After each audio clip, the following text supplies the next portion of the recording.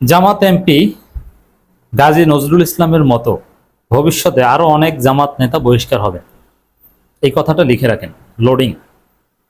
হ্যাঁ, অনেকে হয়তোবা শুদ্ধি অভিযানে ধরা পড়বে, ডেফিনেটলি শুদ্ধি অভিযান চালাতে হবে এবং এটা আমরা বাধ্য করব।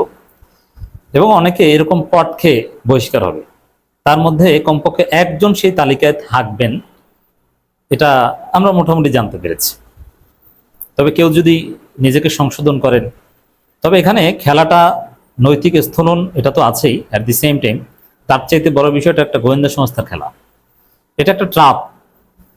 এরকম আরো অনেকের নৈতিক স্থলনজনিত নানান প্রমাণ গোয়েন্দা সংস্থার হাতে আছে, পুরো রাজনীতিবিদদের আছে, জামাতের আছে, আওয়ামী লীগ, বিএনপি, অন্যান্য ইসলামী দলে আরো অনেকেরই আছে।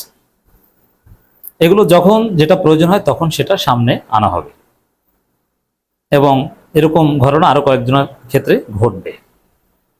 তো দর্শক, এটা এই ধরনের ঘটনার প্যাটার্ন এরকমই হয় ওয়ার্ল্ড ওয়াইড। আপনি যদি মিশরে এখওয়ান নেতাদের দিকে তাকান, এরকম সেম ঘটনা কিছুদিন পর পর ঘটতো, ধরা পড়তো, বহিষ্কার হতো। অন্যান্য ইসলামী দলের ক্ষেত্রেও এটা হতো, ফিলিস্তিনেও এটা হয়েছে। ফিলিস্তিনে এটা নিয়ে ইসরায়েলের অনেক বড় খেলা রয়েছে। অতএব শুদ্ধি অভিযানের কোনো বিকল্প নাই। এরকম দুই একজন যারা আছে আরো, এদেরকে একদম ছুঁড়ে ফেলে দিতে হবে। জামাত একটা আদর্শবাদী সংগঠন, তারা সে আদর্শের উপর ইস্তেকামাত থাকবে। কোনো এমপি পদ, দুই একটা এমপি পদ এর উপর জামাতের কোনো লোভ থাকতে পারবে না। জামাত দেখিয়ে দিয়েছে যে এমপি পদের উপর তাদের লোভ নাই। কারণ জামাত চাইলে কিন্তু তাকে দল থেকে বহিষ্কার করেও তাকে এমপি হিসেবে রাখতে পারত। কারণ দল থেকে বহিষ্কার করলে এমপি পদ যায় না, এটা ফ্লোর ক্রসিং হয় না 70 অনুচ্ছেদ অনুযায়ী। বাংলাদেশের ইতিহাসে অতীতে যারা বহিষ্কার হয়েছে দল থেকে, যেমন কর্নেল অলি, সুলতান মনসুর, এরকম আরো যারা আছে, বঙ্গবীর কাদের সিদ্দিকী, তাদের কারো এমপি পদ বাতিল হয়নি। ফ্লোর ক্রসিং হয় না, এটা পদত্যাগ করলে হয়। কিন্তু জামাত নির্বাহী পরিষদ সিদ্ধান্ত নিয়েছে তারা এটা নির্বাচন কমিশনকে জানাবে। এরপরে নির্বাচন কমিশন একটা শুনানির আয়োজন করবে, যার মাধ্যমে তার আসন শূন্য করা হবে। তবে তার আগে যদি তিনি নিজেই এমপি পদ থেকে পদত্যাগ করেন তাহলে এটা ভালো হয়। তারপর ওইখানে বাই ইলেকশন হবে, উপনির্বাচন হবে, সেখানে প্রার্থী কি হবেন এটা নিয়েও জামাতের আলোচনা। এখানে গোলাম পরোয়ার কিংবা শিশির মনির, এই দুইজনের নাম শোনা যাচ্ছে। তো দর্শক, এখন এই যে ঘটনা, বহিষ্কার হয়েছে, জামাত কি শুদ্ধ হয়ে গেছে? না, এরকম বিপদ আরো লোডিং। এটা এই গোয়েন্দা সংস্থার বিরাট খেলা রয়েছে। সামান্য দুর্বলতাকে বড় করে দেখে এভাবে ইসলামী দলগুলোকে ক্ষতিগ্রস্ত করা হবে। আবার কারো দুর্বলতা না থাকলেও তাকে ফাঁসাতে পারে। তবে কিছু না কিছু ত্রুটি থাকতে হয়। যেমন আল্লামা মামুনুল হকের স্ত্রী ছিলেন বৈধ কিন্তু গোপন। এখন এই কাগজপত্র ছিল না, এই যে দুর্বলতা এবং গোপন, এইটার সুযোগ নিয়ে তাকে ফাঁসিয়ে দিয়েছে। অথচ বৈধ স্ত্রী ছিল। কিন্তু গাজী নজরুল ইসলামের ক্ষেত্রে স্ত্রী বৈধ স্ত্রী না। এত কম বয়সী একটা বাচ্চা মেয়ে এই একটা বুইরা ভামের বৈধ স্ত্রী হতে পারে না, এটা বাস্তবসম্মত কোনো কথা না। আর কাগজপত্রটা পরে ভুয়া বানিয়েছে। তো দর্শক, এই জায়গায় গোয়েন্দা সংস্থার খেলা চলতে থাকবে। এগুলো মোকাবেলা করা, এগুলো ট্যাকেল করার প্রশিক্ষণ জামাতকে দিতে হবে। এই বিষয়টা স্মরণ করিয়ে দেওয়ার জন্য আমার এই আলোচনা। এবং স্বাভাবিক দেখেন, এই যে গাজী নজরুল ইসলাম বহিষ্কার হয়েছে, কি মনে করেন বিএনপির এটা নিয়ে রাজনীতি করা কি থেমে যাবে? না, বহিষ্কার করেছে। তারপরও দেখবেন যে সংসদে বিএনপির এমপিরা, সংসদের অধিবেশন, তৃতীয় অধিবেশন শুরু হলে এটা নিয়ে জামাতকে নানানভাবে কটাক্ষ করবে, ফোঁটা দিবে, কথা বলবে। দর্শক, এটা চলতে থাকবে এবং নির্বাচনী প্রচারণায় এটা ব্যবহার করা হবে এবং আরো তাজা তাজা ঘটনা ঘটানো হবে। বিশেষ করে স্থানীয় সরকার নির্বাচনকে ঘিরে এটা খেলা আছে। এই জন্য জামাতকে আমরা যেটা বলবো যে জামাতের এমপিদের কাউন্টার ইন্টেলিজেন্স শিখাতে হবে। যেহেতু এটা শুধু নৈতিক স্থলনজনিত ঘটনা নয়, বরং নৈতিক স্থলনজনিত ঘটনার চাইতে রাজনীতি বেশি। তো এই জন্য কাউন্টার ইন্টেলিজেন্স এটা জরুরি। কাউন্টার ইন্টেলিজেন্স কি, এটা নিয়ে জামাতের লোকজন আশা করি পড়াশোনা করবেন। এই শব্দটা অনেকে শুনেনি নাই। জামাতের শীর্ষ নেতাদের জিজ্ঞেস করেন যে হোয়াট ইজ কাউন্টার ইন্টেলিজেন্স, তারা দুই লাইনও বলতে পারবে না। কিন্তু এই জন্য এই জামাতে এক্সপার্ট নাই। এই জন্য যারা এক্সপার্ট আছে তাদেরকে ইনকর্পোরেট করে কাউন্টার ইন্টেলিজেন্স শিখাতে হবে।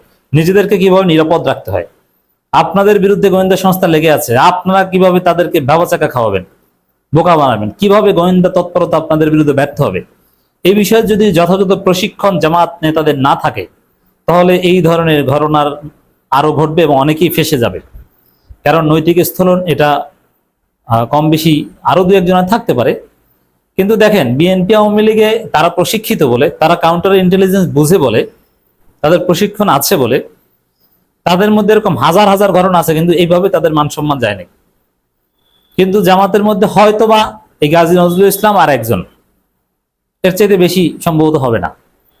তো এই জন্যে এই দুই একজনকে এমন ভাবে প্রেজেন্ট করা হয় বা এমন ভাবে বিষয়টা দেখানো যে লক্ষ লক্ষ লোক এ ধরনের কাজের সাথে জড়িত, অথচ এটা 1-2% হবে না, হাজারকে একটা দুইটা হতে পারে। তো দর্শক, আমি এই কথাটাই বলেছিলাম যে এরকম কিছু লোক আছে কেন্দ্রের মধ্যে, এমপিদের মধ্যে এরকম আছে। তা এটাই অনেকে দিতে পারেন, এখন তো দেখছেন। তা আপনারা আরো বিপদে পারবেন, যে নাকানি চুবানি খেয়েছেন এর চাইতে বেশি বিপদে পড়বেন যদি কাউন্টার ইন্টেলিজেন্স ট্রেনিং দেওয়া না হয় এবং সিকিউরিটি ট্রেনিং দিতে হবে। Security management, what is security management, strategic studies আপনাদেরকে পড়তে হবে। তো এরকম রাস্তার শেষরা প্লাবান আপনাদেরকে কর দিয়ে দিবে, তা আপনি এমপি হিসেবে কিসের এমপি? গার্ডস থাকতে হবে। এগুলো ট্রেনিং এর বিষয়, এগুলো ইসলামী আন্দোলন একামতের দিনের যে মৌলিক চেতনা যেভাবে তার প্রশিক্ষণ নিয়ে আসছে তার সাথে যায় না। এই জন্য যেহেতু পলিটিক্স, এই জন্যই আমরা বলি যে রাজনীতি করলে রাজনীতি করার মতো করতে হবে। আপনি সবকিছু মিলিয়ে একসাথে এগোতে পারবেন না। কাউন্টার ইন্টেলিজেন্স শিখেন, নইলে কপালে বিপদ আছে। আমি জাস্ট সতর্ক করলাম, আমরা জানি যে সামনে কি কে ধরা খাবে। তো দর্শক, আমি একজন এমপির কথা জাস্ট আমি একটু ইশারা ইঙ্গিতে বললাম, ডিটেলস বললাম না, যেহেতু ওই এমপিকে ব্যক্তিগতভাবে আমি সতর্ক করেছি। আশা করি তিনি ঠিক হয়ে যাবেন, রাজনৈতিক কারণে ঠিক হবেন, ধরা খাওয়ার ভয়ে। তার চাইতে বড় বিষয়, আল্লাহর কাছে তওবা করে আপনি ভালো হয়ে যাবেন।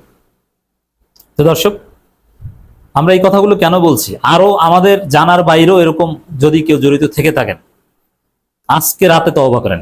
গাজী নজরুল ইসলামের এই ঘটনা দেখে যে আপনার কারণে একটা দল, একজন ব্যক্তির সামান্য একটু খায়েশের কারণে একটা দলের কি ভয়াবহ অবস্থা হতে পারে, এজন্য আপনার তওবা করে এই ধরনের কোনো বিষয় থাকলে একদম ক্লোজ করে ফেলেন। এটা শুধু নট অনলি ফর জামাত, উসিকে ওয়ানাফসি, আমরা প্রত্যেককে নিজেকে নিজে প্রশ্ন করে ভালো হয়ে যান।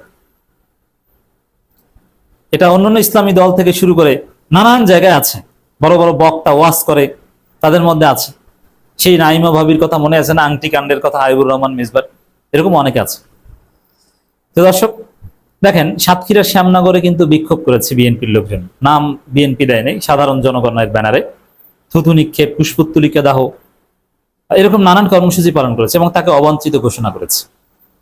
তো এরকম একটা ঘটনা ঘটলে আপনি বহিষ্কার করলেই তো শুধু সমাধান না, এটা নিয়ে বিএনপি পাল্টা রাজনীতি করবে, আপনাদের অন্যান্য নেতাদের বিরুদ্ধে ট্যাগ দিবে, উচ্ছা রটাবে, পুরো দলকে ক্ষতিগ্রস্ত করার চেষ্টা করবে। এই জন্যে আমাদের এই আলোচনার উদ্দেশ্য, জরুরি ভিত্তিতে জামাত শুদ্ধি অভিযান পরিচালনা করুন।